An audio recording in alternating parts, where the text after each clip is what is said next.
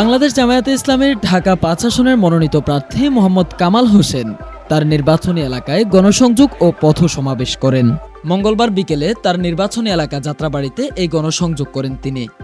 এ সময় নেতাকর্মীদের নিয়ে অঞ্চলের বিভিন্ন সড়ক প্রদক্ষিণ করে সকল শ্রেণী পেশার মানুষের সাথে কুশল বিনিময় করেন এবং আগামীতে জামায়াতে ইসলামী ক্ষমতায় আসলে চাঁদাবাজি, সন্ত্রাসবাজি নির্মূলের অঙ্গীকার করেন তিনি। গণসংযোগকালে স্থানীয় জনতা তাকে সাদরে গ্রহণ করতে দেখা যায়। এ সময় শিশু ও কিশোরদের চকলেট দিয়ে অনুপ্রাণিত করেন তিনি।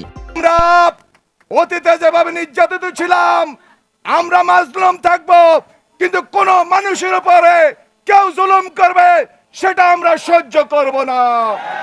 সকলকে ন্যায় ইনসাফ ভিত্তিক একটি মানবিক বাংলাদেশ গড়ে তোলার জন্য এবং মানুষের অর্থনৈতিক মুক্তি, রাজনৈতিক স্বাধীনতা, ভোটের অধিকার নিশ্চিত করার জন্য আগামীতে দাঁড়িপাল্লার প্রতীকের পক্ষে ব্যাপক গণজোয়ার সৃষ্টি করার আহ্বান জানিয়ে আমার বক্তব্য শেষ করছি।